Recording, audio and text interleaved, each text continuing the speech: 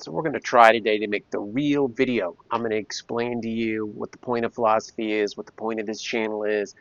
Got to remember this is an experimental channel. I always say, no crisis, no philosophy. So you've got to want to accomplish a goal, and that goal might be to get people to be more critical. That's ultimately what we're doing, and we're going to make this claim that doing philosophy in no small part is just a process of teaching. And it's just teaching in a different way than you would expect or what you're used to doing when you teach. So the first thing I'm going to have to present in a real video is what I call the learning scale. The learning scale comes from my distinction between rote and process. You've seen that in a million videos. Go watch the video. Rote and process is a distinction between memorizing and performing knowledge. The difference between what we see today in terms of what people think learned means, and in contrast to real philosophy. What is process? People ask me that all the time. No, they don't. Yeah, people do. That's one of the big questions. And I thought rote and process would seem obvious once I said that distinction, just like I just did. But apparently it's not so simple. And so, sorry that I'm going to rehash again, but I am going to try to go farther into process this time.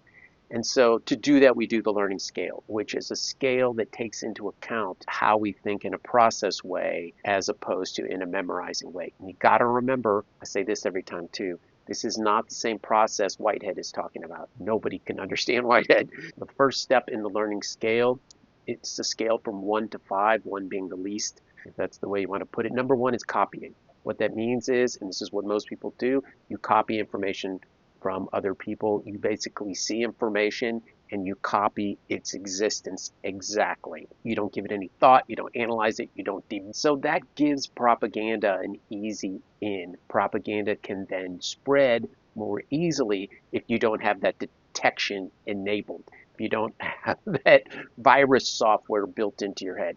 And that's why most people, especially in the United States, are at the 1 level, which means they can copy pretty good. They can do things pretty good in terms of memorization. They improve their memorization, they improve their copying. So I do want to talk for 1 second about Peirce's system, spelled Pierce. Peirce's system was, at least his most famous writing, was about ways of being certain. He said that we're all irritated by doubt and we move towards certainty. How do we move? How do we make that decision? And so his 3 bad ways of doing it were called authority, inertia, and feeling. I'm probably leaving one out too, but it doesn't really matter. You're going to get the idea. Authority means people that you think know something, people that are telling you something, people that you believe. Again, a huge element of the propagandizing systems. Welcome to my life. You like my t-shirt. So authority is a huge one. That's how Peirce says people make mistakes, by rushing, jumping to certainty based on authority. Inertia means you've always done it a certain way, so you continue to do it. You can see how these aren't mutually exclusive. Inertia means the more you do it, the more you want to do it, and you don't give it any critical thought. And number 3 is feeling. It just feels right. And this is the one that I often talk about being confused with common sense. When we look at some of the more articulated, even critical definitions of common sense, we start to think, oh, well, it's just about your feeling, just about the consensus of feeling. And so Peirce probably would have agreed with that as a pragmatist. But I think what I'm doing with common sense and what Reed was doing was make a distinction between those 2 things. And again, different video, go watch. I made like 20 videos on that. So feeling is the 3rd wrong way to do it. The right way to do it is what he calls rational inquiry. He does compare that to science. He's a pragmatist. I don't like that choice of words, and I like to debunk scientism. So that's where that happens. So those 3 things really relate to that stage 1 learning, to copy. And when Peirce would say, oh, you're doing one of these ineffective ways, being certain about something, he's really saying at my scale, you're stuck in 1. You're stuck in the copy, on the copy level. Number 2 is awareness. So number 2 is when you meet those people that are asking questions. The key to number 2 is rational intellectual curiosity. And it means you're starting to wonder, do I know what I think I know? When people tell me something and I put it into action, I fail. And then I look at their life more closely and they're failing. And I think, did they give me good information? So you're aware that something is wrong. Number 3rd level I call connection. And that's what my old philosophy chair, not my mentor, that was a crazy person. My old chair used to always say everything's about connecting the dots. And so I think that's true in a sense on level 3. And that's when you have some awareness of philosophical ideas, whether you get them from academia or not. Usually it's from academia, I'm sorry to say. And if you don't get it from academia, you can get those connections miswired. And this is like a really bad metaphor, but you can wire them really poorly and then never be able to untangle them. But that also doesn't guarantee that academic training wires you correctly. But once you get some of that training, you combine it with some of your innate abilities, you will see a connection system, which means when someone says one thing, you bring in other tools from other things that are related to it in a way that helps you understand that thing more complexly and in a more critical way. That's why it's called the connection level, the number 3 level. And so I get these levels from a psychological theory. I don't even know what it was that my dad read about. My dad used to read things and then make up his own idea of what the person meant, which is also what he used to do to me. The scale is basically just so you can see the levels. They don't have to be deep in terms of science and psychology and working for therapy for anything. This is just for informational purposes only. So my dad understood some of these things that I'm telling you about scale. That's where I got it from. But again, because I'm not a copy thinker, I'm guessing I did the same thing. And you can see how this rising above the copy level can be good and bad at the same time for this reason, which means you can get too creative, you can screw things up. And that's why philosophers a lot of times should be better off than they're not. It's because there is a lack of what? A number of small things coming together. And in a sense, that's again what this channel is about. It's about process knowledge being those tools that you would use once you get above level 3 to find out if you're the good guy. You might have gotten to 3 and be ruining the planet. So number 4 is process knowledge. And that means you're able to take knowledge, whether you get it from one of these wrong ways or not, or just to memorizing historical data, and you're able to make it your own. And that's really what process knowledge is in the beginning. It doesn't tell you a whole bunch about what it is. Again, this analytic expectation that we're going to be able to scientifically identify process knowledge, probably a mistake. It's probably going to be better done through art, through all of these other tools that I said the common sense thinkers were fond of, like ridicule and satire and fiction. Nietzsche was big on fiction, even though he wouldn't call himself a common sense thinker. Reid was big on satire. Shaftesbury was big on ridicule. And so this process knowledge is a way of individualizing data, individualizing your information.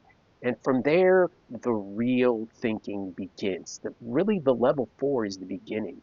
And so you could probably glue another 5 levels onto this to refine it. Again, doesn't matter. Number 4 is process thinking, and that is really where you start to see people function very differently than they do as a level 1, as a herd thinker, contrasted with an independent thinker.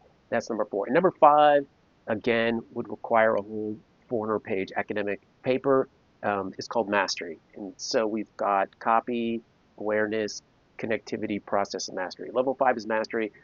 Mastery just means that you have become efficient with the process knowledge system. Part of that is meta-analysis. Part of that is what I talk about a lot, which is going in and analyzing the thing itself with the thing itself, doing philosophy on philosophy, but also processing process.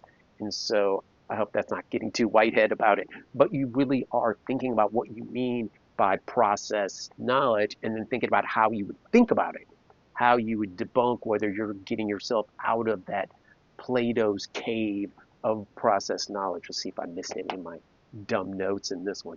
I'm trying to make these structured lectures. It's not working. I'm stuck in a mansion in the middle of the hill country. I can't get out. I can't get anyone to help me with my videos. So I am trying to develop what I did through teaching for people in a unique way, but also stick with the video format, stick with the show my ugly face format, things like that. So we've talked about the 5 levels. The last thing I would say, the last thing I see in my notes right here, is that philosophy is putting together innate material into a system, which means Reid's idea that we have an innate built-in structure. This was actually Rand's idea, mid-20th century. And it is that and again, the formation of the United States was based on this. The idea that we all have the ability to think. Rand was big about we have the ability, but we need to turn it on. And so Reid's idea was we have a scaffolding, we hang things like language on that scaffolding. What we get out of that now in the 21st century and for this video and this channel is that we have to remember that this isn't all about analytical manufactured learning. It is about taking the substructure and adding to that. Again, going way back. This is what Socrates meant when he said everyone has knowledge within them, conversation awakens it, which means whenever you teach, this is where the Socratic method comes from, whenever you teach, you awaken knowledge. You don't take knowledge from your head and move it into their head. You basically do the conversation, you add your process to it. Of course, he didn't call it process. And that process, if they're able to, will awaken in them. And that's really this Socratic learning in a more complex, common sense way. That's the system I'm presenting. I am trying to invent it, but not invent it, and I am adding to it. So you can see how there's a connection between the innate knowledge and the environment, what you get from the environment and what you already had. And so that's why I talked about those 5 levels. That's why I talk about the distinction between rote and process.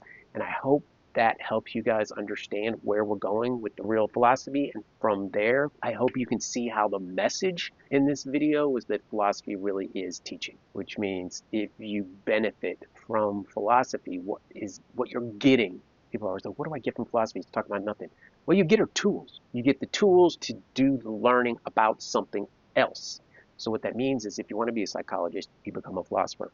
That's why it's called a PhD. And then as a philosopher, you can then process the information about psychology in a different way. Whereas if you avoid philosophy, if it's really been forgotten, if you have to skip over it, if people force you to skip over it, if you're resistant to it, what happens is you go into psychology with no tools, you then memorize the data because that's all you can do, and then you're a memorized psychologist. That's why they're all so terrible. So you can see where I'm coming from. I really focused more on the learning scale here. I'm going to do a whole nother video about what it means to learn philosophically about non-philosophy, because I think that's really what we're talking about, and that's the direction that we're going, and that's the crux of the point. Thanks for shopping.